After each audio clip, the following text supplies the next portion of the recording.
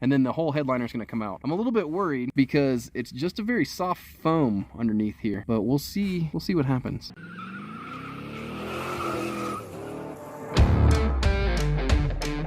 We started taking this side out already, make sure we knew how to get it out, and we'll show you the process on the passenger side. It should be the same for both. We had to take out this trim piece, runs all the way back here. We already took the 4 screws out of this back panel and the 2 for the center light here. We got to screw in this coat hanger, and then this whole sail panel has to come out, and the seatbelt clip, and it's a few more things. Not too bad. This center light's got to come out too, and this is going to be a little bit of finagling to get these little washer clips off. And then this thing should pop out, but we'll go through each step. 1 screw sail panel. That's all there is to it. I think you can buy the headliner with the kit.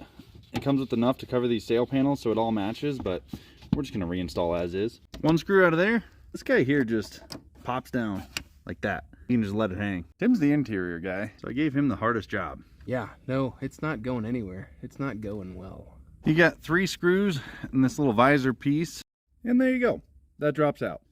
This piece has 1 screw. It kind of holds this top piece in. I'll let Tim kind of explain on that because I'm not familiar with how these clips work. Again, he's the interior guy. Pulls out. It's got a clip in it. It's pretty much gonna break. Kyle, swing over here so you can look, and I'll show you guys. It's just such a thin piece of plastic. There's not really a whole lot that can be done about it. This is what we basically had to snap to get that off. This panel is the one that runs across the top of the door frame. If you take a look here on the back, you'll see that these hangers are cut out, but they're cut out in opposite direction. Thusly, this panel needs to go both ways. So down to release the front part, so once this section is released, then you can just slide the whole panel back. You gotta put a little pressure downwards, pulling towards you, and sliding back so that you can slide it back past here, and then it'll come out, and your clips will be just hanging out in there. Takes a little bit of finesse, finagling even. We showed you on the passenger side how to remove these clips correctly. We, of course, did it wrong in the beginning. We're going to show you how to fix this. If for some reason you end up with broken tabs like what we have here, we should be able to glue these back in and then reinsert the tab. It's just going to require us taking those tabs out. So this might be a little benefit to you in the end, being able to see how we fixed our problem. Tim and I switched out because if you got to treat something rough, he is not capable of doing that because he's worried about breaking things, and Dale and I just don't care.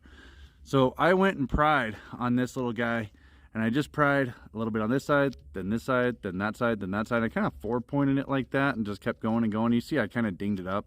That's fine. It'll be hidden by the bulb. Get that side out, and then we should be able to continue on this headliner. And that's it. It just pops out. There's a clip that I can feel right here, and I'm assuming there's another one right here because I can also feel that one, and I believe it's going to be the same. And pull these seatbelts out. There's like a slit where the seatbelts will come right out of the side here. Kyle, on your side you can see it. Right yeah, there, a little slit there for the seatbelt. Yeah, so we're going to push the seatbelts out and then we'll see where we're at. All right. The seatbelt thing worked. You can kind of wiggle and shake to get it over the mirror, over the seatbelt. And now there's actually 3 clips. 3 clips across the front. You might be able to re-glue this old crappy one, but don't do that unless you just can't afford the $70. $120 to get a new thing. This guy here comes with new foam to replace all this junk. I guess this stuff actually comes up pretty easy, so we'll do that. Ugh, awful. Got our surface pretty clean now. Yeah, wear gloves. That's fiberglass, that stuff, and it's itchy.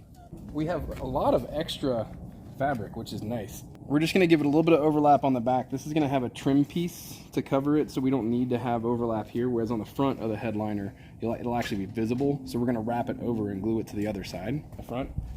And then just because it's just wider than everything, it's just going to have a little extra here, and we'll cut it to fit. Same thing on the sides, though. Everything's going to be covered by trim, so we can just run right to the edge. I've clipped this end with a bit of overlap. You know, about 1/4 to 1/2 inch of overlap. That way we have plenty of room to play with. On the other end, I've already trimmed it. On this end, we've got significantly more overlap because this is going to be the end that's visible. So we want to make sure that we can get this nice and deep and all that stuff. That should be all covered by trim. We're going to fold this up and just do half at a time. 5 minutes. 5 more minutes.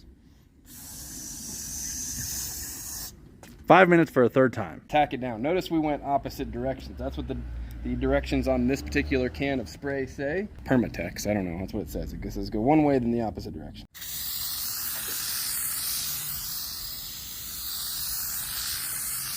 Dale's gonna give me a hand here and we're gonna roll this over. And just lightly from the center out, Dale. I just want it to go from the center out.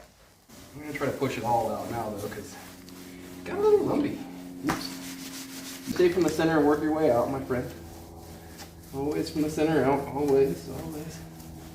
Laces out. Laces out. Okay.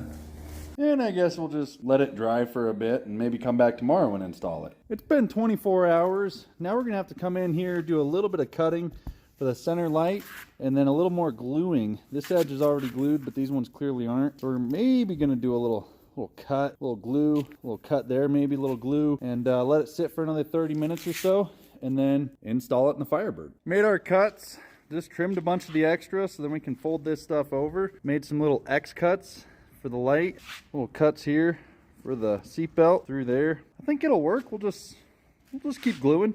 Got a couple little boo-boos there with some wrinkles, but that's okay because the trim will hide it. Middle parts seem to be okay. Those parts not as great, but not bad. And let's see what it looks like when we flipped it over. Oh, we got new clips. All new clips up there for that windshield portion. Headliner does a nice little curve around here, and we got that trim piece that'll hide a lot of that.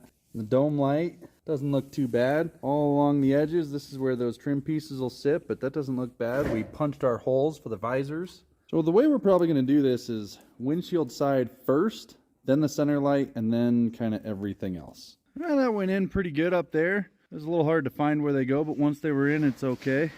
This is the next part we'll work on. We went ahead and just got the seat belts through back there, but this is looking pretty good. Got those little press fit things back in there, so that part's done. Trucking along with the visors here. Sail panels are back on. This back piece is back on. It's just 2 screws on each side, 1, 2. And then this little light here, it's just a connector for the third brake light, and it kind of hides everything that's going on up in there. 2 screws on that. All we have left is that piece and then the one trim piece right there. Easier to put this back in if you put the clips in the trim piece, remove them from the door frame there, and then you can kind of just pop it in instead of trying to slide it in. Installed. Yep. Like that. Mm-hmm. Cool. Look at it. It hides all of our upholstery work. It does. That's amazing. Doing things the right way again. Use some Gorilla Weld. A rivet for a stir stick. Probably should have used the other side of that, really. This is the idea that we both had, right? Just Yeah.